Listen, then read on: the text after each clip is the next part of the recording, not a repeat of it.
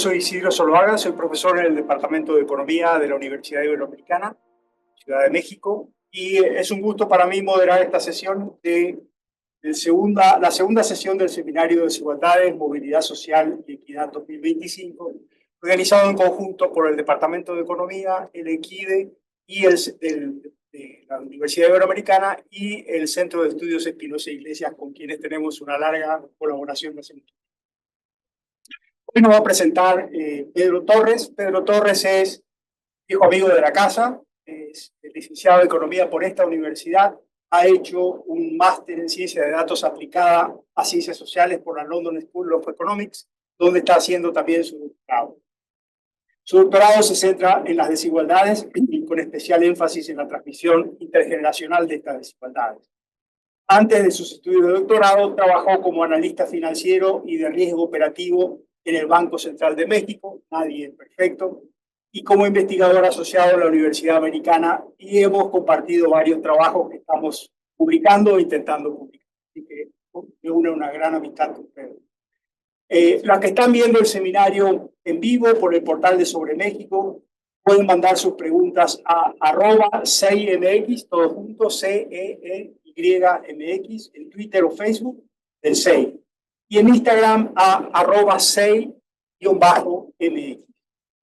Sin más, Pedro, tenemos como 50 minutos para escuchar tu presentación y después haremos ronda de preguntas de a 3 por vez. Un gusto. Perfecto, muchas gracias por la introducción. Empezar la presentación agradeciendo un poco a Ibero por la oportunidad, al CEI también por las colaboraciones y la oportunidad. Siempre es muy rico y muy padre volver a estar aquí. Por lástima no puedo estar presente físicamente, pues estoy en Londres ahorita, pero de cualquier manera siempre se aprovecha la oportunidad de volver a estar aquí física o virtualmente. Sin más, pues voy a presentar este trabajo. Ese trabajo en inglés se llama Survey to Survey Imputation When External Covariates Matter, con una aplicación específica a Inequality of Opportunity en México. Básicamente es cómo imputamos ingresos de una encuesta a otra encuesta cuando nos interesa analizar variables que no son parte del proceso. Es un trabajo conjunto con Luis Monroy y con Roberto Vélez. Roberto está presente hoy también aquí en el Zoom. Luis no sé si está presente, pero bueno, si no, cualquier cosa, pues nos pueden contactar a cualquiera de los tres con dudas y comentarios. Sin más, pues voy a empezar. Entonces, pues, ¿por qué nos interesa a nosotros tener realmente el dato del ingreso en las encuestas? Nos puede interesar por varias razones, ¿no? Como podemos pensar como economistas que nos interesa análisis de distribuciones, análisis sobre políticas públicas, sobre políticas sociales, o incluso en temas de impuestos, de cómo fiscalizar, de crecimiento económico, de este tipo de cosas, ¿no? Sin embargo, muchas veces lo que pasa es que el dato del ingreso no se encuentra presente en ciertas encuestas.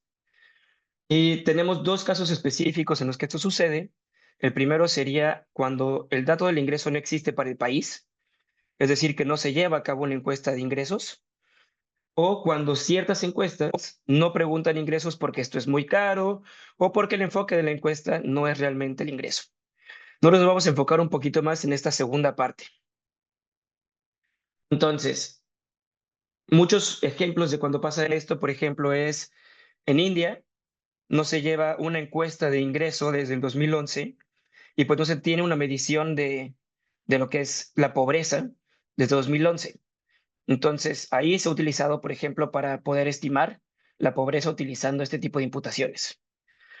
También suele pasar cuando tenemos encuestas que no preguntan ingreso directamente, como es la ESRO-EMOVI, o cuando queremos hacer análisis intergeneracional, como cuando estamos observando a movilidad social y utilizamos el proceso de two stage, two sample least squares, ¿no? Que tenemos dos encuestas, una con el ingreso de los papás, una con el ingreso de los hijos, e imputamos de una a la otra. Cuando no tenemos para nada el dato de la encuesta, el dato del ingreso en el país, lo que se suele hacer es construir un aproximado del ingreso a través de ciertas variables o a través de ciertas características que tienen los hogares. Eso se suele hacer en México también. ¿no? En donde se pregunta, por ejemplo, si tiene refrigerador, si se tiene microondas, si se tiene computadora, si tiene acceso a Internet, y a través de esto se hace como un índice compuesto y se aproxima el bienestar económico. Ahora, ¿cuál es el problema con esta aproximación del bienestar económico? El principal problema es que no es ingreso como tal, tampoco es riqueza como tal, sino que lo que más se aproxima es a consumo de largo plazo. ¿Esto por qué nos importa? Porque el consumo de largo plazo, el consumo en general, suele ser menos variable, suele tener menos varianza y por lo tanto también mostrar menos desigualdad. Entonces, si queremos comparar a México con otros países, por ejemplo, estaríamos mostrando una menor desigualdad y no es completamente comparable. Y bueno, este approach es muy común, por ejemplo, en África, en Asia, con la encuesta que se llama DHS del Banco Mundial, en donde tienen como una metodología estandarizada para estimar ese tipo de cosas. Con lo que nos importa a nosotros un poquito más es cuando tenemos encuestas que no están enfocadas en medir el ingreso, ¿no? Y creo que este de aquí es un paper que fue como muy similar, muy importante, en donde lo que hicieron fue decir, queremos estimar la pobreza en regiones muy chiquitas, pero no tenemos el dato para esas regiones muy chiquitas, no siendo, por ejemplo, manzanas en México, las manzanas en México. Entonces, ¿qué es lo que vamos a hacer? Vamos a agarrar la encuesta que sí tiene ingresos, vamos a predecir el ingreso, vamos a estimar un modelo que prediga el ingreso y luego vamos a pasarlo al censo para tener ese ingreso en todo el censo y poder estimarlo a nivel chiquito. Entonces, hay dos maneras de hacerlo, que la primera sería tomando en cuenta el diseño muestral de la encuesta y la segunda sería esto que estoy mencionando, estimar un modelo de regresión que aproxima el ingreso a través de ciertos predictores o ciertas variables auxiliares y entonces predecir y tener el dato del ingreso en la encuesta. En México, nosotros tenemos LENIG, que tiene el dato del ingreso y el gasto, y también tenemos la ESRO-EMOVI para análisis intergeneracional. Y nosotros hoy, en este ejercicio, estamos interesados en medir desigualdad de oportunidades. De esto vamos a hablar un poquito más al rato, pero es un poco un análisis intergeneracional. Entonces, nuestro objetivo es meter el dato del ingreso a nivel hogar desde el ENIG a la ESRO-EMOVI. ¿Para qué? Para poder hacer este análisis y que lo podamos comparar con otros países y a través del tiempo. Ahora, un poco spoiler, esto ya lo hicimos y se está utilizando ahorita en una página que se llama GEOM, que es Global Estimates of Opportunity and Mobility, en donde estos temas que estamos hablando, si les interesa la movilidad social y la desigualdad de oportunidades, se pueden meter con mucho gusto y jugar con los datos. Cabe mencionar que no es la primera vez que se hace este ejercicio para México, ¿no? Mis dos coautores ya lo habían hecho antes, para el 2010, para la ENIC, para la EMOVI 2011, utilizando los datos del ENIC 2010. Sin embargo, la metodología que ellos utilizan para imputar termina prediciendo un coeficiente de Gini, o sea, un coeficiente de desigualdad, que es 10 puntos por debajo del que estamos observando. Entonces, otra vez, si nosotros estamos comparando, por ejemplo, una curva de Gatsby, estaríamos diciendo que México tiene niveles de desigualdad de países europeos en punto 35, punto 36, pero con mucho mayor desigualdad de oportunidades. Lo que entonces sería un outlier dentro de esta curva de Gatsby, ¿no? Entonces, un poco para entender qué es lo que vamos a hacer y en qué mundo estamos trabajando nosotros.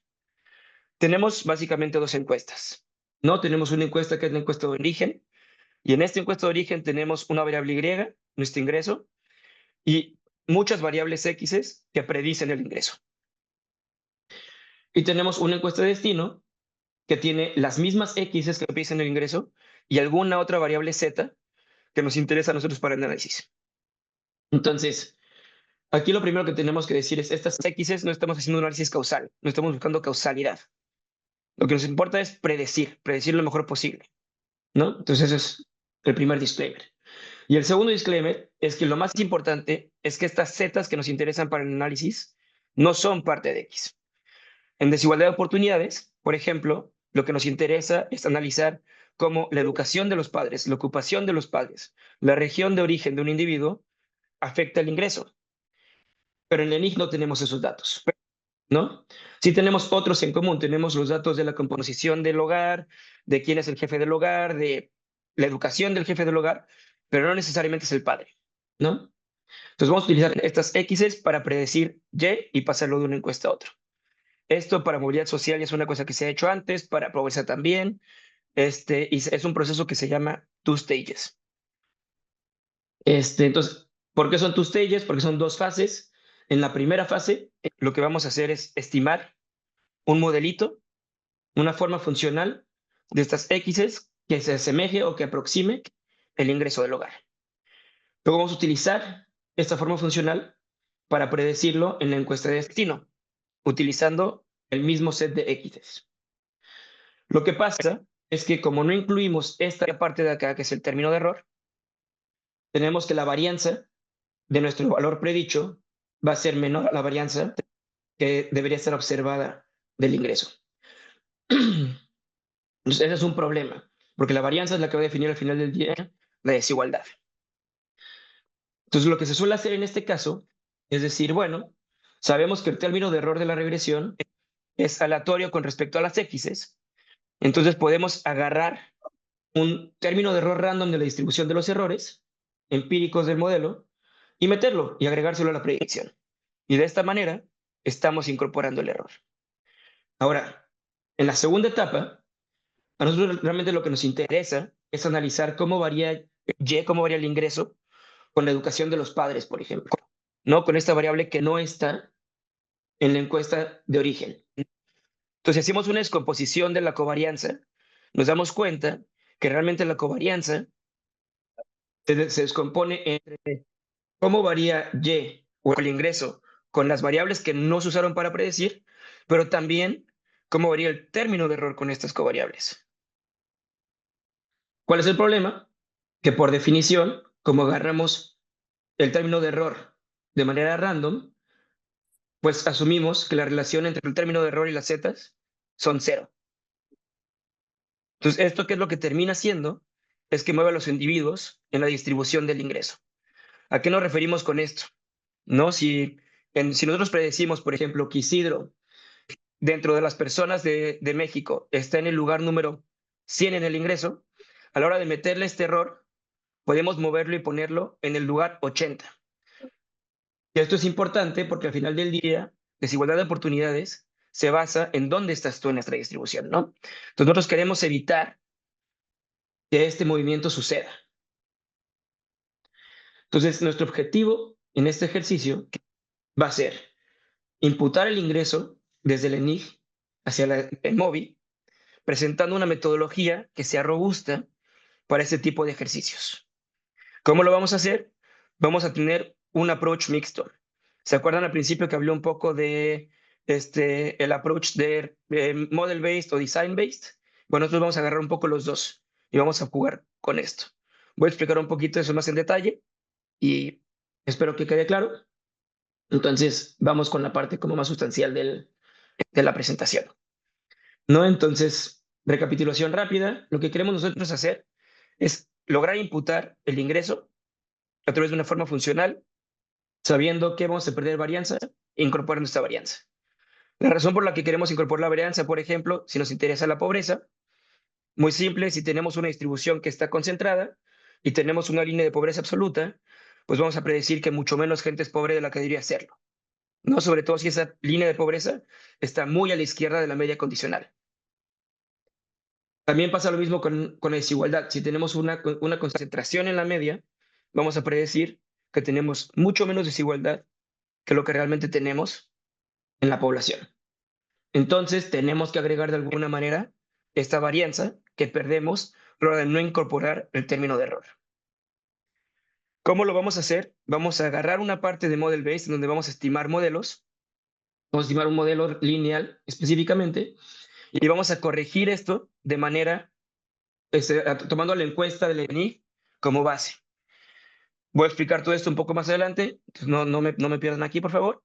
Entonces, esto lo llamamos un mixed approach, en donde vamos a agarrar el modelo junto con las correcciones que hacemos basándonos en la encuesta del ENIG. ¿Cómo hacemos esto? Es en 5 pasos. Lo primero es tenemos que ajustar los pesos de las encuestas. ¿Puedo explicar por qué ahorita también? Vamos poco a poco. Lo segundo es estimar esta fórmula funcional para luego poder evaluar las predicciones, corregir en la encuesta, predecir en la encuesta de destino y corregir o ajustar las predicciones. Entonces, ¿cómo vamos a hacer esto? Primero, vamos a ajustar los pesos, ¿no? Sabemos que el ENIG y la EMOVI son encuestas que tienen diferente representatividad, eso es una cosa, y también que están enfocados en diferentes aspectos de la sociedad. Entonces, lo que nosotros vamos a estimar primero es la probabilidad de que el hogar H, un hogar H del ENIG, se encuentre dentro del EMOVI. Y tomando esta probabilidad, vamos a corregir los pesos del ENIG. Entonces, estos pesos los vamos a utilizar después a la hora de estimar los sesgos y a la hora de hacer las correcciones. Vamos a estimar la forma funcional. Vamos a seguir ahorita lo que se hace por lo general en la literatura. Y lo que vamos a hacer es, vamos a estimar un modelo de regresión lineal. ¿No? Tenemos un montón de variables, vamos a meterlas y vamos a estimar un modelo log lineal. Y entonces vamos a predecir utilizando el exponencial, la función inversa, por así decirlo, del logaritmo. Ahora, una cosa que es importante mencionar es, sabemos que la media del logaritmo no es el logaritmo de la media. Entonces, cuando tú usas el exponencial, la media se mueve, por lo general. Y para esto se suele utilizar una cosa que se llama Smearing Retransformation, en donde básicamente agregamos una constante, que es la varianza del error. Nosotros no vamos a hacer eso, porque vamos a corregir por ese mismatch de otra manera, y ahorita vamos a ver cómo vamos a hacer eso nosotros. Entonces, nosotros realmente lo que hacemos, es decir, dentro de nuestra encuesta de origen, vamos a escoger clústeres, que en este caso los clústeres van a ser a nivel estado, y vamos a ver para cada clúster qué tan lejos estamos prediciendo la media, por ejemplo, ¿no? Esa es esta primera parte de acá. Entonces, la pregunta es, o más bien, la cosa es, si yo predigo la media del clúster más abajo que la media real, entonces todo esto es mayor a 1 y me indica que tengo que mover todo el clúster a la derecha. Y una vez que hago eso, empato las medias y ya tengo la misma media del clúster. Si por otro lado la media fuera más alta, pues todo esto sería menor a 1 y eso a mí me indica que tengo que mover toda la predicción hacia la izquierda. Ahora, eso solo corrige las medias a nivel clúster, pero realmente si estamos estimando una distribución que se ve completamente diferente, pues no estamos haciendo nada. Pues, ¿cómo podemos hacer eso? Está con lo que llamamos nosotros Cluster Rank Ratio. Y aquí lo que vamos a hacer es, vamos a agarrar la función cuantil, que es la inversa de la CDF, de las distribuciones, y vamos a ver para cada cuantil de ingreso qué tan diferente es. Y entonces tenemos el mismo caso. Si para el primer cuantil o para el primer percentil el ingreso debería ser más alto, pues todo esto sería mayor a 1, y sabemos que para la gente que está en el percentil 1, deberíamos todos moverlos un poco a la derecha. Y vamos a hacer esto para cada cuantil. Entonces, como tenemos encuestas diferentes y tenemos datos diferentes, aproximamos esto a través de percentiles. Entonces, en vez de hacerlo con la función completa de los cuantiles, vamos a discretizarlo en percentiles del ingreso. Entonces, esto es todavía utilizando la misma encuesta de origen. Pero lo que vamos a hacer es ver qué tan sesgado estamos prediciendo. Entonces, una vez que sabemos eso, vamos a ir a la encuesta de destino, vamos a predecir utilizando la fórmula funcional que estimamos en el paso 2, igual otra vez utilizando el exponencial, y vamos a corregir. Vamos a corregir de la siguiente manera, y vamos a utilizar una combinación convexa de los dos sesgos que estimamos en el paso 3. Y vamos a agarrar el parámetro gamma, que es este que nos dice qué porcentaje corresponde a la media y cuánto corresponde a los rankings, de una manera que nosotros podamos aproximarnos a la varianza original de los datos. Y para esto vamos a utilizar un procedimiento de Machine Learning que se llama Cross Validation, que otra vez más adelante voy a explicar un poquito más cómo lo hacemos para que quede más claro. Entonces, la gran pregunta es ¿por qué utilizamos una combinación convexa de los dos ratios? ¿Y por qué no simplemente utilizar el del rango, que al final del día también intenta aproximar la media? Si nosotros vemos específicamente qué es lo que está haciendo cada uno de los ratios, en el ratio de la media, lo único que estamos haciendo es machear las medias. Lo que no estamos haciendo es cambiar la distribución dentro del clúster. Entonces, esto lo que nos va a hacer es, nos va a sesgar las estimaciones de pobreza y desigualdad. Y si nosotros solo utilizamos el ratio que es intraclúster, entonces lo que estaríamos haciendo es corregir la forma funcional, pero si tenemos errores dentro de esta predicción, es decir, si Isidro debería estar en el lugar 100 y yo lo predije en el lugar 120, voy a hacer que estos errores se exacerben, sean mucho más grandes, y entonces mi varianza de esta desigualdad va a crecer muchísimo. Entonces voy a meter demasiado ruido, demasiada varianza, y me voy a meter demasiada desigualdad al modelo. Y si vemos la literatura de Mixed Methods o de Mixed Models, este tipo de combinación convexa lo que es un poco un compromiso entre este sesgo y esta varianza. Entonces, nosotros lo que argumentamos es que la forma en la que estamos haciendo esto no mueve a los individuos dentro de la distribución condicional y por lo tanto reducimos un poco el sesgo que se genera en la segunda etapa de estimación. Entonces, antes de hacer el ejercicio completo de desigualdad de oportunidades y demostrar cómo se vería ya en ese caso, vamos a validar un poco esta metodología. Entonces, para validarla, vamos a aprovechar que la ENIG se hace cada 2 años. Entonces, podemos hacer un ejercicio donde agarramos la ENIG 2016 y predecimos sobre el ENIG 18. ¿No? Entonces, para esto, obviamente, trajimos los ingresos a términos reales utilizando el CPI del Banco Mundial y dejamos el año base como 2016. Y una vez que hacemos eso, pues vemos que tenemos una distribución relativamente similar. No es exactamente la misma, pero tenemos una distribución relativamente similar. Vamos a utilizar un total de 72 covariables o predictores en los que tenemos assets dentro del hogar, que serían como si tenemos teléfonos y electricidad, televisión, acceso a agua, este tipo de cosas. Vamos a agarrar demográficos del lugar, cuántas personas en el lugar son hombres, cuántas son mujeres, cuántos están ocupados, cuál es la edad promedio, pero también nos vamos a fijar en las características del jefe del hogar. ¿Cuál es el género del jefe del hogar? ¿Cuál es su edad? ¿Cuál es su ocupación? ¿Cuál es su educación? Más allá de eso, queremos saber si una persona o si un hogar está inscrito en el Seguro Social, si el jefe del hogar está inscrito en el Seguro Social, porque es un buen predictor del ingreso. Y lo más importante en este caso, queremos saber en dónde residen, en qué estado están viviendo. Esto van a ser nuestros clústeres, se lo voy a corregir.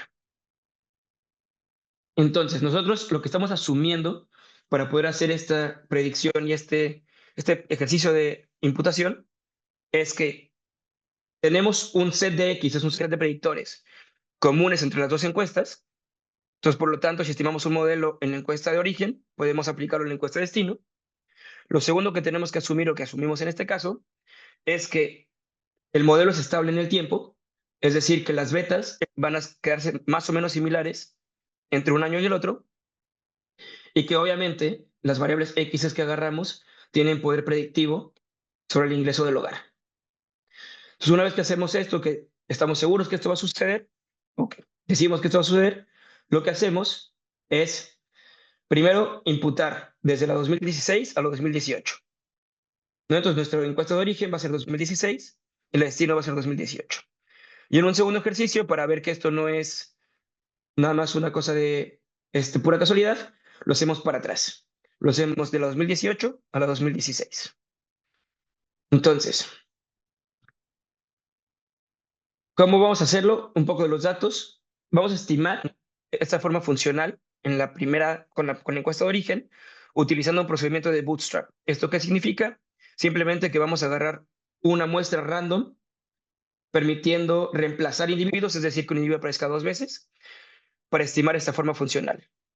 Luego, nuestros ratios, estas correcciones, las vamos a estimar utilizando 80% de la muestra y aplicando los pesos que estimamos en el paso 1. Y vamos a seleccionar gamma utilizando el restante 20% de esta muestra. ¿No? Entonces, gamma la seleccionamos de una manera que son 20% de datos que no se utilizaron para estimar los ratios. Esto es una forma de hacer una validación cruzada de los datos, no como un out of sample en este caso. Entonces, después vamos a predecir el ingreso sobre la encuesta completa de destino y vamos a ajustar las predicciones. Y vamos a ver cómo se aproxima esto a la distribución real y vamos a ver esto qué implicaciones tiene. Vamos a hacerlo 200 veces para poder estimar intervalos de confianza y ver qué tan bien estamos prediciendo. Entonces, por ejemplo, si tomamos una de esas 200 repeticiones y vemos qué es lo que está sucediendo en cada paso, ¿no? Tenemos que en promedio tenemos una R cuadrada de 0.53, que para el ingreso es una R cuadrada bastante grande. Cuando tú ves modelos de ingreso en la literatura suelen estar en 0.20, 0.40, los que son como muy predictivos. Pero lo más importante realmente es ver qué está sucediendo con el Gini y con los errores de la predicción. Entonces, el Gini que queremos aproximar es de 0.484. Este es el que tenemos en el ENIAC 2018, que en este caso es nuestra encuesta de destino. Nuestra predicción original, que no incluye el término de error, ni incluye ninguna varianza adicional, predice un Gini de 0.362, más de 10 puntos abajo, como ya se había visto antes en el ejercicio que habían hecho Roberto y Luis. Ahora, cuando corregimos solo por la media, vemos que sube un poquito la varianza porque estamos moviendo tal vez los clústeres uno del otro, pero no realmente sustancialmente, no estamos metiendo mucha varianza.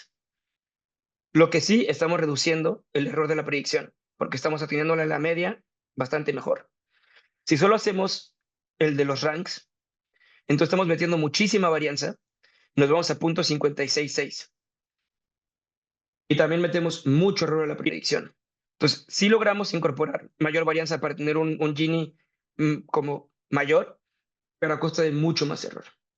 Cuando nosotros hacemos la combinación de los dos, tenemos un Gini de 0.493, que es bastante parecido al original. Ahí también vemos que se reduce el error con respecto a el ajuste de los rangos. Aunque si estamos un poco más arriba que con el ajuste de la media. Ahora, si lo vemos en términos de distribuciones, la distribución que predecimos nosotros es la azul, que está concentrada en la media, ¿no? La observada, que es la verde, está un poco más hacia, o sea, tiene más varianza hacia los lados, y la ajustada es la roja, que si vemos es la que más se asemeja, ¿no?, a la verde. Es un poco diferente, no es exactamente la misma, son problemas de predicción que siempre pasan, pero es la que más se asemeja. Ahora, si hacemos las 200 repeticiones del bootstrap y vemos los intervalos de confianza, vemos que en promedio vamos a estimar uno de 0.491 y que la varianza realmente no es tan diferente a la varianza original del Gini dentro de la encuesta del ENIG.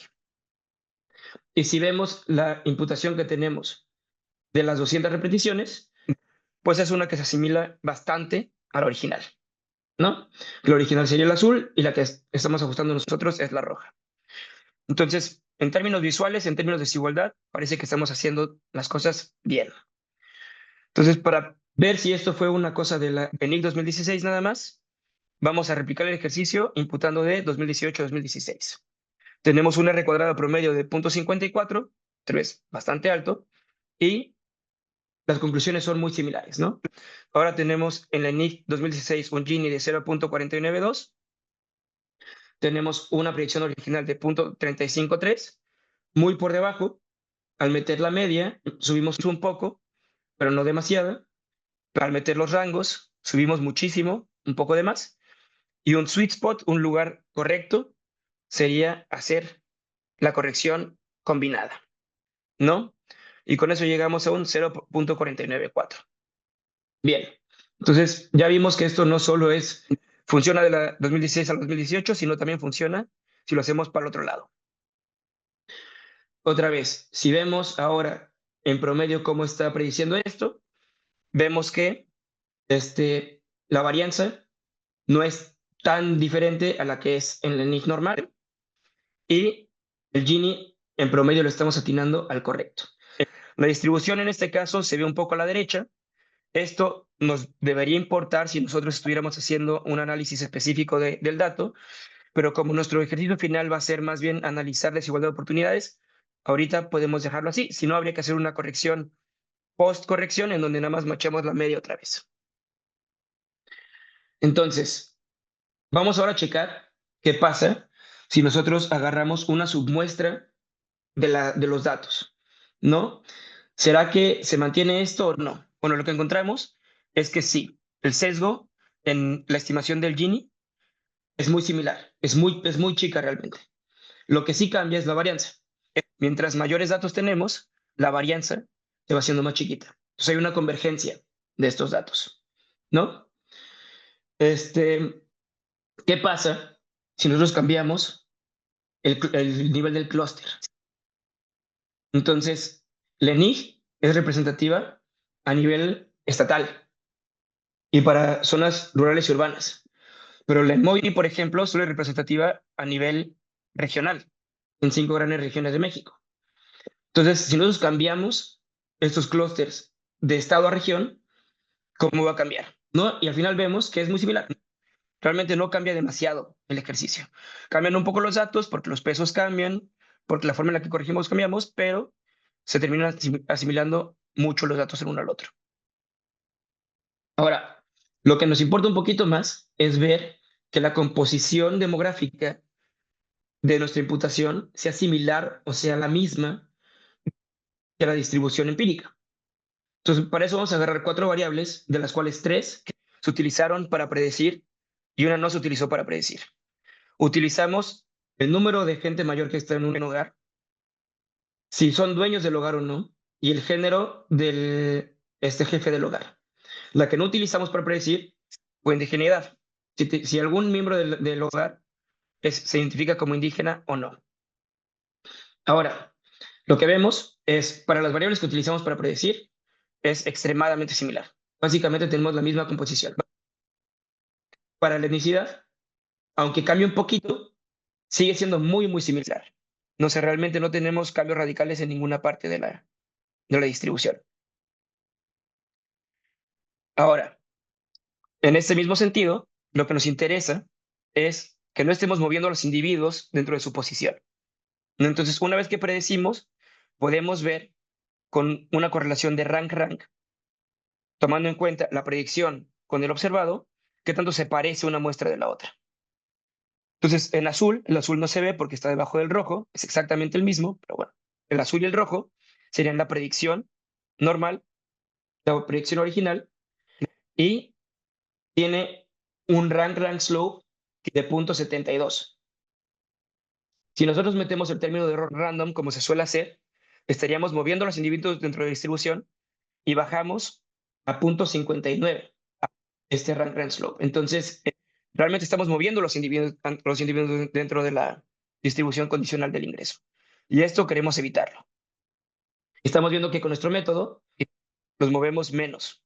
Perdemos un par por la predicción, pero en general es mucho más certero que agregar el término de error. Entonces, ahora sí, vamos a la aplicación a desigualdad de oportunidades. Entonces, en este caso, lo que vamos a hacer es agarrar el ENIC 2016 y imputar el dato del ingreso al EMOVI 2017. Entonces, la ENIC 2016 va a ser nuestra encuesta de origen y el EMOVI nuestra encuesta de destino. Vamos a comparar nuestra estimación con approaches que se hacen comúnmente. El primero va a ser el Asset Based Index, que es esto que utilizamos, que aproxima consumo, y el método de imputación con agregar varianza a través del método de error. Vamos a hacer esto 200 veces para sacar otra vez intervalos de confianza y ver cómo se compara uno con el otro. Lo primero que vamos a hacer es vamos a comparar cómo se asimila nuestra predicción del ingreso con los datos que tenemos del Asset Based Index o la riqueza a través de los assets. Entonces, esta es la distribución de los assets, esta es la distribución del ingreso. Vemos que es un poco diferente, pero lo más importante, cuando vemos la correlación entre uno y el otro, vemos que para la media se asemejan bastante, pero el problema está en las colas. En las colas, si nosotros agarramos los assets, no somos capaces de distinguir a los ricos de los más ricos. Tampoco podemos distinguir a los más pobres de los pobres. Entonces, eso es a lo que nos referimos con que esto se asemeja más al consumo. El consumo se ve un poco más así, ¿no? Como los más ricos de los ricos no consumen mucho más. Los más pobres de los pobres no consumen mucho menos. ¿No? Entonces es más difícil distinguirlos. Con el ingreso podemos distinguirlos un poco mejor. Entonces estamos viendo que estamos agregando algo con esta imputación. Entonces, una vez que tenemos esto, vamos a seguir una estimación de modelo paramétrico, en donde vamos a estimar desigualdad de oportunidades ex ante. Aquí, simplemente para aquellos que no están tan familiarizados con desigualdad de oportunidades, suponemos que el ingreso es una función de dos cosas. La primera son circunstancias, que es todo sobre lo que los individuos no tenemos control, y el esfuerzo. Y el esfuerzo es todo sobre lo que tenemos algún tipo de control. Entonces podemos pensar las circunstancias como la educación de nuestros padres. Nosotros no podemos influir en la educación de nuestros padres, no podemos influir en qué trabajaban cuando nacimos, no podemos influir en ese tipo de cosas. Y el ex ante, lo que vamos a hacer es decir, vamos a agarrar las circunstancias nada más y ver cómo predicen esas el ingreso. Entonces vamos otra vez a hacerlo de una manera paramétrica, utilizando una regresión lineal, donde metemos todo lo que son circunstancias. Vamos a meter educación del padre, educación de la madre, ocupación del padre, ocupación de la madre, región de origen y etnicidad de los padres. Luego vamos a definir desigualdad de oportunidades absoluta como el coeficiente de Gini de esta desigualdad, de esta distribución predicha, o la relativa, que es donde vamos a tomarlo con relación al original, que se interpreta en términos porcentuales. ¿Cuánto del Gini total podemos predecir si hacemos este ejercicio? Entonces, si nosotros vemos los resultados de este ejercicio, pues vemos que, uno, el asset index tiene una desigualdad total mucho menor a todo lo demás, de 0.22. Eso es lo primero. Si tomamos en cuenta desigualdad de oportunidades absoluta, entonces nos vamos a un coeficiente de Gini de 0.107, que equivale a casi 50%, 48.6% de la desigualdad total. Si nosotros no corregimos la varianza y agarramos nada más la predicción sin nada más, predecimos una desigualdad total de 0.368, una desigualdad de oportunidades en términos absolutos de 0.29 y una desigualdad relativa de 0.569, o sea, de 56.9%, que es mucho mayor a la del Asset Based Index.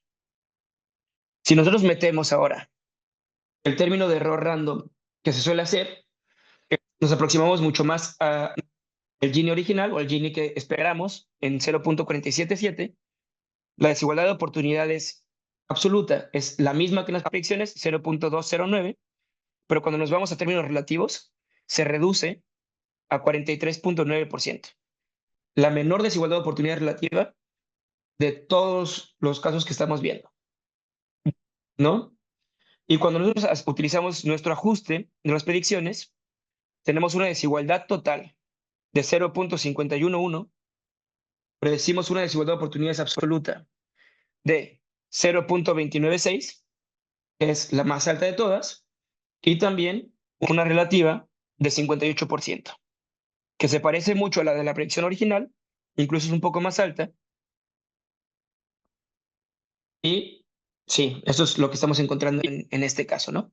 Entonces uno podría pensar, o hay indicios de sesgar a la baja cuando metemos el término de error. Entonces, para concluir un poco, lo primero es que es muy importante qué método de imputación tomamos en cuenta cuando queramos, para poder definir decisiones de política pública, ¿no? O sea, depende de lo que hagamos, vamos a encontrar cosas muy diferentes.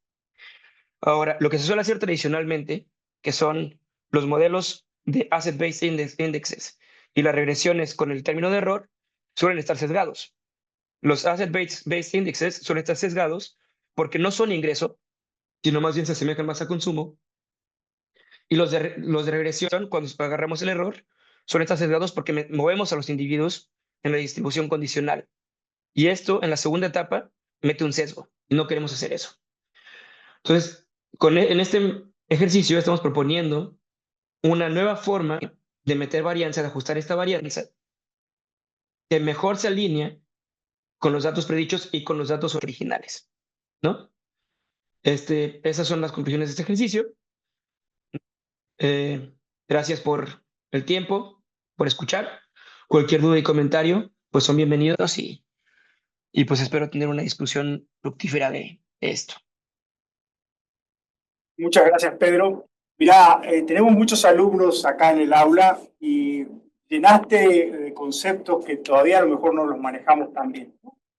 ENIC, la encuesta nacional de ingreso-gasto de los hogares, la EMOVI, la encuesta de movilidad social que hace el Centro de Estudios Espinosa Iglesias, y después tiraste conceptos de machine learning, de bootstrapping, de cross-validation, etcétera, que me imagino que va a motivar a los alumnos, a las alumnas, a después tomar los cursos que siguen en la licenciatura para poder entender un poco bien esto que eh, yo tengo algunas preguntas, pero a ver si empezamos. Víctor, si querés detener la presentación, Pedro, y Víctor tiene una primera pregunta. Damos tres preguntas en todo caso.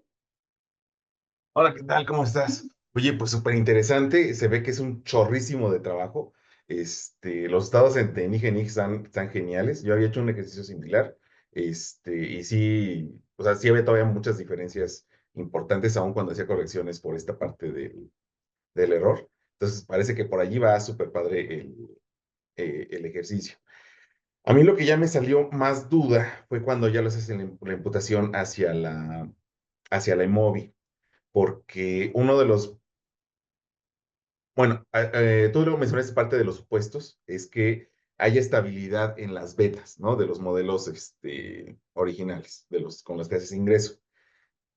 Y por una parte, uno de los principales retos de las imputaciones encuesta a encuesta es que no siempre las distribuciones de las variables, de cualquier covariable, son comparables entre sí. De hecho, uno de los primeros pasos para hacer las imputaciones del ANU es verificar que las variables que vas a meter, como educación, sexo, edad, bla, bla, bla, tengan la misma distribución entre las dos encuestas, porque si no, no sabes si las variaciones se deben a que a lo mejor hubo una forma distinta de captar alguna pregunta, algún error de muestreo o ¿cómo se puede decir? Como del marco muestral sobre el cual se hace.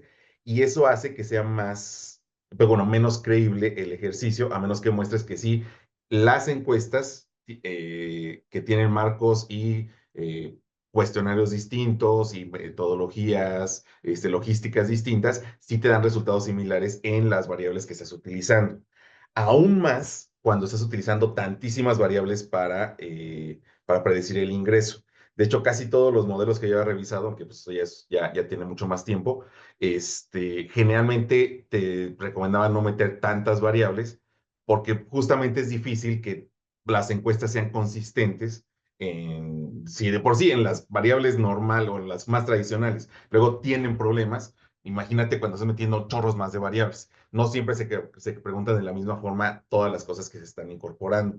No sé si en el ejercicio que hicieron Luis y Roberto ya se había hecho ese análisis, pero sería interesante que mostraras que efectivamente primero son comparables y más aún porque en la ENIG tienes una población distinta que la de la EMOVI, porque en la EMOVI está como que es nada más representativa para individuos, pero en la ENIG tienes pues como más de hogares. Entonces allí, aunque ese es el ajuste por los factores de expansión, no queda precisamente claro que sí sea suficiente para compensar esas diferencias en el diseño de muestreo, ¿no? Entonces, esa era como mi pregunta, como que habías hecho ese análisis, porque si no, no va a ser tan creíble todo lo demás que hiciste después. Sí, sí. Gracias. Gracias, Víctor. Espera tu respuesta, Pedro. ¿Puedes dejar de compartir, Pedro, a no ser que necesite mostrar la presentación? Bueno, la tiene un poco por si necesitaba mostrarla, pero puedo dejar de mostrarla y regresar a la presentación si es Eso es, necesario. un ratito, porque Obama ya me cansó. El perrito estaba lindo. Una, porque ni Luis ni Roberto te van a hacer preguntas, o a lo mejor tienen preguntas para el autor, ¿no? Pero son los que siempre preguntan en estas reuniones. Este, hay, a ver, no veo nada. ¿Dónde lo veo? Es que yo no estoy en Zoom. ¿No estás conectado en Zoom? Supuestamente sí. En los comentarios está Sara confiando. No veo, no veo. Un segundito. Yo, mientras tanto, tengo otra pregunta, Pedro, que es, ¿en qué medida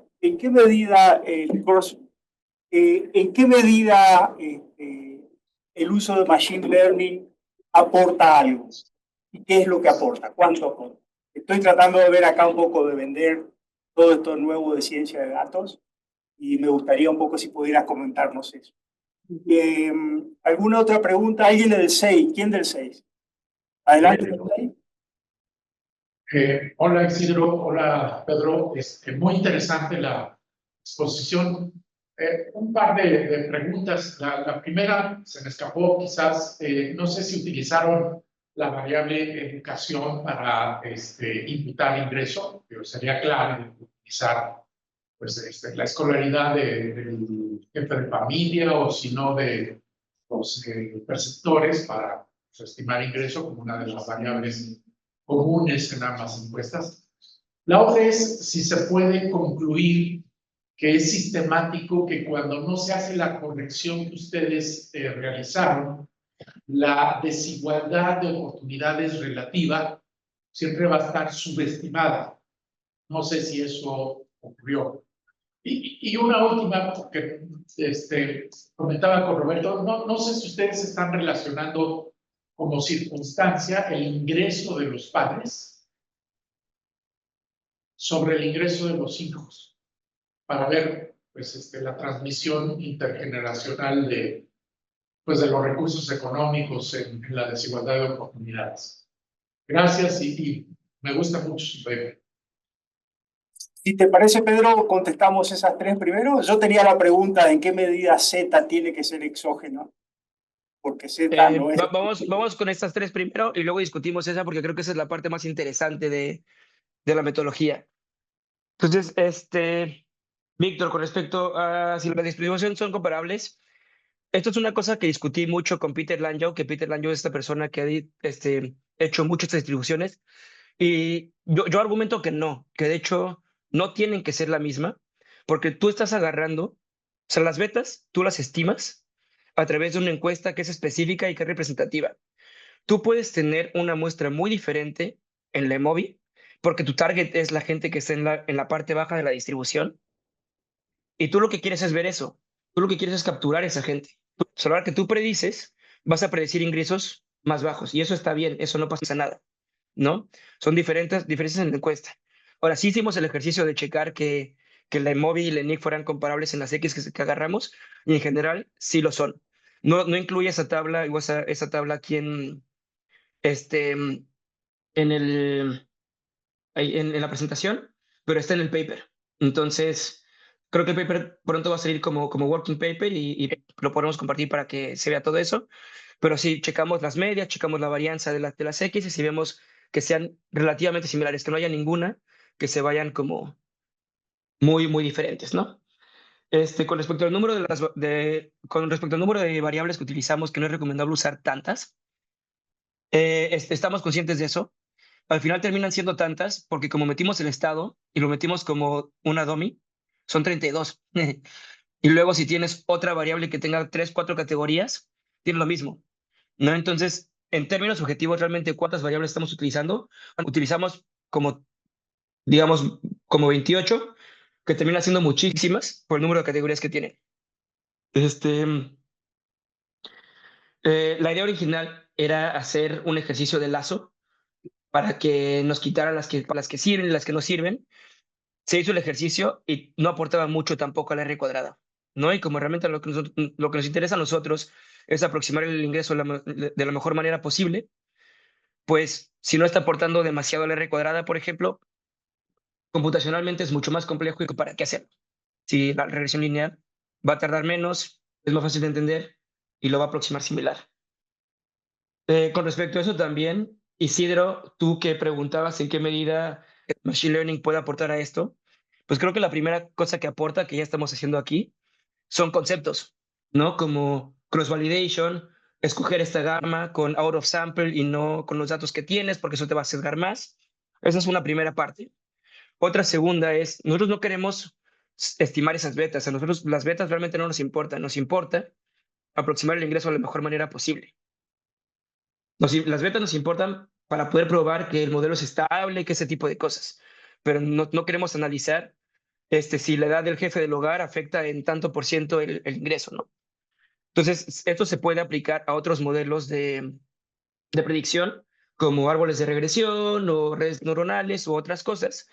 Pero igual ahí toca checar realmente qué tanto estás aportando, ¿no? ¿Qué tanto estás mejorando la predicción al utilizar este tipo de modelos?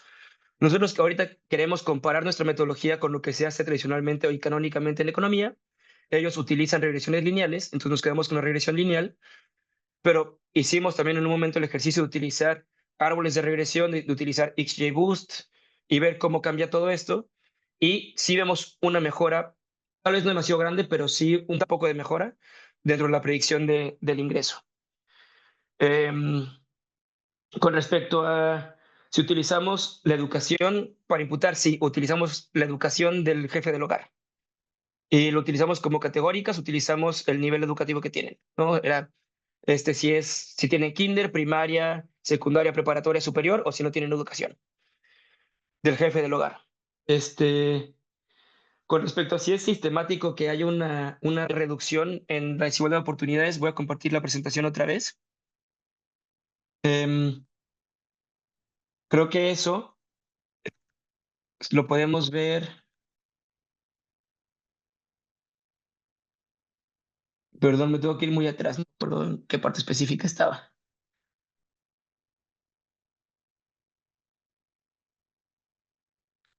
Acá. Entonces, si nosotros, por ejemplo, esto es lo que estamos estimando en la segunda etapa y el sesgo va a depender de esto. Entonces, si esta parte es negativa, pues tienes un sesgo a un lado y si es positiva, tienes el sesgo al otro lado. No es sistemático que sea menor o mayor, simplemente que va a estar sesgado. Pero sí, lo que sí es, siempre y cuando Z está correlacionado con el término de error, va a haber un sesgo en la segunda etapa. Eso sí. Este,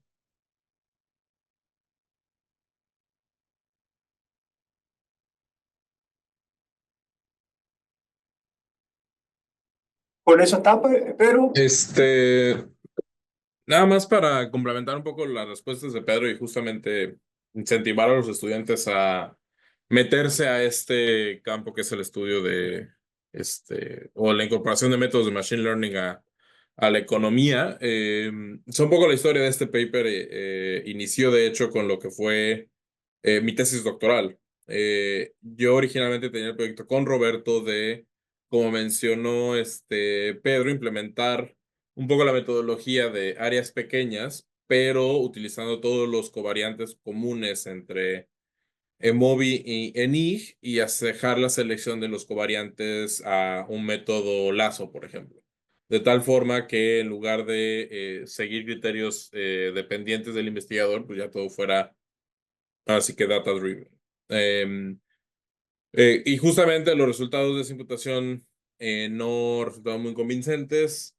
Y es entonces cuando platicando con Pedro, él nos platicó de esta idea que él estaba pensando en que nos podría ayudar a mejorar la imputación del EMOVI.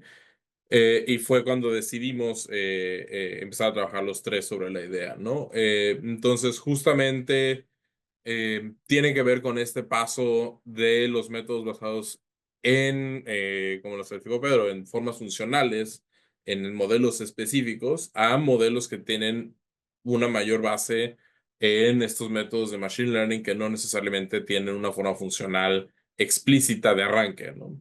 Eso creo que es importante porque creo que es algo que, por lo menos en el área de trabajo en el que estamos Roberto, Pedro, tú propio Isidro, Víctor, que es estudios, igualdades, pobreza. Justamente lo que ha ido ocurriendo es movernos hacia una menor discrecionalidad en la selección de variables y dejar que los datos un poco nos vayan guiando de forma más explícita, ¿no? Eso creo que es algo que vale la pena señalar y que también, como menciona Pedro, nos da una ventaja sobre otros métodos como el Two-Sample Instrumental Variables Method para estudiar movilidad intergeneracional, que es como el enfoque clásico cuando uno no tiene datos de ingreso retrospectivos, ¿no? Que eso atiende un poco la pregunta de Rodolfo de si incluíamos el ingreso de los padres. No lo incluimos porque pues no tenemos esa información ni en la NIG ni en la EMOVI actual. Uno podría pensar, y es algo que hemos rebotado varias veces en las sesiones de trabajo, en que pues una cosa de este estilo se podría llevar a la estimación de estos modelos de dos muestras, ¿no? Justamente para mejorar la eficiencia y la exactitud de la reconstrucción del ingreso de los padres a partir de la información de la encuesta donadora. Pero no lo hemos hecho. Me parece, recuerdo en la última reunión allá en Bari o en ESINEC, que alguien ya está trabajando en ajustar estos métodos, ese método en particular con Machine Learning, pero no recuerdo exactamente quién. Pero sí, me parece que es un área en donde vamos a ver este movimiento en los próximos años, sin duda. Sí, el que lo estaba trabajando era Paolo y demás, que ya sacaron algo con eso de lazo en 2 etapas. Sí. Bueno, como ven, la charla es bien técnica. Es una de las charlas más técnicas que hemos tenido en nuestra serie de seminarios. Lo cual está bien que sea, porque fíjense, estamos juntando Machine Learning con la Universidad de Bari en el sur de Italia, lo cual es un match muy lindo para motivarnos, ¿no, Víctor? Este año vamos nosotros, Víctor. No, basta que vayan Pedro y Luis, nada más. Yo también voy este año. Bueno, ahí nos encontramos. ¿Alguna otra pregunta? Yo tengo 2 preguntas más, pero me gustaría ver si hay alguna otra pregunta. Yo tengo, Pedro, las setas no son exógenas. Tú las consideras como exógenas. Y lo otro es, en realidad son 3 preguntas. Lo otro es en qué medida el Gini es la medida sumaria, porque veo como que tienen un target de reproducir el Gini, pero el Gini es una medida sumaria, no me dice absolutamente todo de la distribución. Y lo otro es en qué medida tratar de estimar la forma funcional de la CDF, que ustedes parten como que es log normal, ¿no? Y vemos en tus figuras que no es totalmente log normal, tiene varias partes, no es una perfecta. ¿En qué medida tratar de aproximar a la forma específica de la distribución no puede ayudar a la estimación? Con respecto a la primera parte, nosotros no suponemos que las zetas sean exógenas o endógenas. Lo que suponemos es que no están dentro de la encuesta de origen. Ya lo demás, pues dependerá del análisis específico en el que estés pensando. Entonces tú puedes buscar analizar relaciones causales con zetas en la segunda encuesta, puedes buscar análisis de asociaciones. No tiene, o sea, ahorita no estamos hablando de si la zeta es exógena o endógena. Si asumimos que la zeta tiene poder predictivo, ¿sobre qué? Porque si no, realmente, si no tuviera poder predictivo, pues no tiene sentido analizar Y y Z, ¿no? Eso sí. Ahora, con respecto a la forma funcional de la CDF, no asumimos que es una log normal. Justamente eso es lo que no hacemos al meter la parte de la varianza, sino estimamos de manera empírica una vez que retransformamos el ingreso y que lo tenemos, estimamos de manera empírica cómo se ve y para cada percentil hacemos las correcciones. Entonces, esto podría ser una función uniforme, podría ser una función log normal, puede ser una función normal o puede ser una sesgada. Al final tú la estás aproximando de manera empírica. Entonces, estamos tomando la empírica, no tanto una definida para hacer esto. ¿Y el hecho de que el target sea el Gini? El hecho del que tal es el Gini. El target como tal no es el Gini, es la varianza. Entonces hacemos las desviaciones, sacamos la gama para sacar la varianza de la encuesta. Ahora, hay una relación muy directa entre el Gini y la varianza.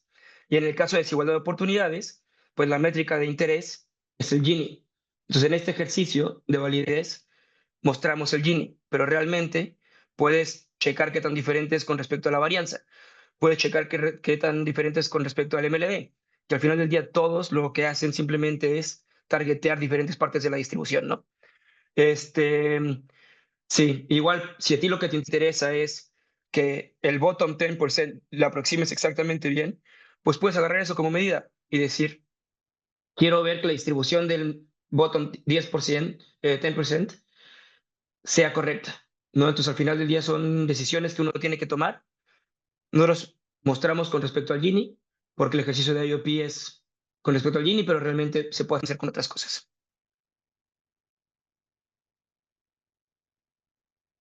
¿Alguna otra pregunta? El 6, ¿hay alguien del 6? Sí, igual, muy rápido. Gracias, Pedro, por la presentación. Cuando hiciste tu ajuste también por clúster con las regiones, las 5 regiones, digamos, del SEI, ahí, ¿cómo se te movieron los errores cuadráticos medios? ¿Fue de la misma magnitud que cuando hacías el clúster por entidades o fue diferente el resultado? Y otro, rápido igual, cuando explicaste digamos, que las covariantes del ingreso que estabas seleccionando, pues era un alto porcentaje, ¿no? Que estaban explicando, como el 50%, recuerdo. Ahí, ¿por qué, digamos, consideras que está siendo tan alto en comparación de otros estudios? O si tuviste ahí oportunidades de poder ver que estaba explicando esa parte, ¿no? De que estaban reproduciendo o explicaban también o prediciendo también el ingreso salarial. Gracias. Con respecto a la segunda parte, la de ¿por qué tenemos el R cuadrada más grande? Es porque metemos más variables de las que se suelen usar a la hora de predecir el ingreso. Entonces eso va a agregar varianza. Esto, mientras más te vas acercando, termina siendo un proceso de overfitting, por así decirlo. No llegamos a ese punto porque punto 53, aunque es más alto que lo que se suele tener, tampoco es altísimo. O sea, si tú ves ejercicios de Machine Learning que en donde predicen otras cosas, tienen unas cuadradas de punto 85, punto 90, ¿no? Entonces, sí. Con respecto a cambiar los clusters y cómo cambian los errores, no lo agregamos ni en el paper ni en la presentación, pero sí chequé cómo cambia el error cuadrático medio. Y o sea, es un cambio similar, ¿no? Obviamente, como cambian los pesos, cambia un poco la magnitud, pero no cambia de orden, pues, ¿no? Si en el otro le estamos bajando 2,000 pesos, ahora le bajamos 2,500, o le subimos, o le bajamos 1,500 nada más. No, pero está en la misma región, es muy similar. Y también, digo, ese ya no fue para este ejercicio, sino ya fue para Lemovi 2023 directamente. Hicimos con clústeres a nivel región, rural, urbano y por género del jefe del lugar.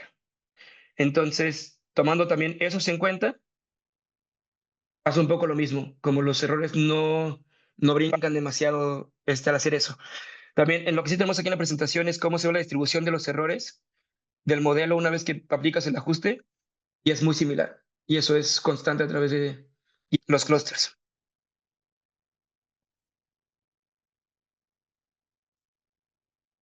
Bueno, si no hay más preguntas, queda más que agradecerte, Pedro. Hermosa presentación. Pedro se recibió con ustedes hace 3 o 4 años. 3 años, Pedro, ¿no? No, ya 5. 5 años. Sí. Entonces, nos está ayudando en algunas clases. Seguramente ustedes lo van a tener como profesor invitado nuestro en algunas clases, sobre todo en ciencia de datos, en economía. Así que, y lo vamos a tener seguramente acá en octubre, en el Congreso sobre México que haremos. Sí. ¿Alguien del 6 tiene una pregunta ahí? Un anuncio, Isidro, José Roberto. Aprovechando que ahí están los estudiantes, pues comentarles, o sea, esto que hemos estado trabajando con Pedro y con Luis, también se está trabajando con la encuesta más reciente de SEI, se levantó en 2023, y el informe nacional de la nueva encuesta pues ya va a salir en el marco de nuestra escuela de verano a principios de julio. Entonces, pues ahí todos los estudiantes están invitados a inscribirse como siempre cada año. Y luego, pues ahí estamos disponibles, Isidro, para presentar estos resultados también en Sobre México, ¿no? Para que se conozcan los nuevos resultados, tanto en movilidad como de igualdad de oportunidades para el país. Fantástico. Gracias, Roberto, por el anuncio. Bueno, agradecemos entonces la presencia de ustedes. Isidro, rápido, antes Sí. también, Cuéntame. para los que estén interesados en estos temas de movilidad social y igualdad de oportunidades, esta es la página bajo el marco en el cual se trabajó esta encuesta. Aquí pueden meterse a leer más sobre esto, tiene muchas cosas de Machine Learning también. Y un poco lo más importante es, aquí también se tiene el dato de México. para poder compararlo con otros países a quien le interese meterse y jugar con estos datos. ¿Están las imputaciones a nivel de ID de la persona, del hogar? No, no, aquí tenemos solo los resultados ya de desigualdad de oportunidades. Chicos, si se meten a van a terminar en Bari conociendo el sur de Italia, que nos van a tratar muy bien. Yo por lo menos me meto en esta literatura por eso, garantía. Bueno, ahora sí terminamos, entonces muchas gracias. Este seminario se subirá al canal de YouTube del CEI, nos encontrarán como @CEI, CEEY, y ahí está el playlist de todas las sesiones. No todas son tan técnicas, no se desanimen. La próxima va a ser sobre un tema de Argentina, que es la transmisión intergeneracional de las ocupaciones, la evidencia de Argentina, que nos va a servir mucho para comparar nuestros países. Va a presentar Martín Trombetta de la Universidad Nacional de General Santos. Entonces, estamos en las redes sociales, @economía-ibero, que es la nuestra, en el Equide, equide.ibero, y en el 6, @6mx. Un gusto y hasta pronto. Gracias, Pedro. Gracias, colegas. Hasta luego, muchas gracias. Chao.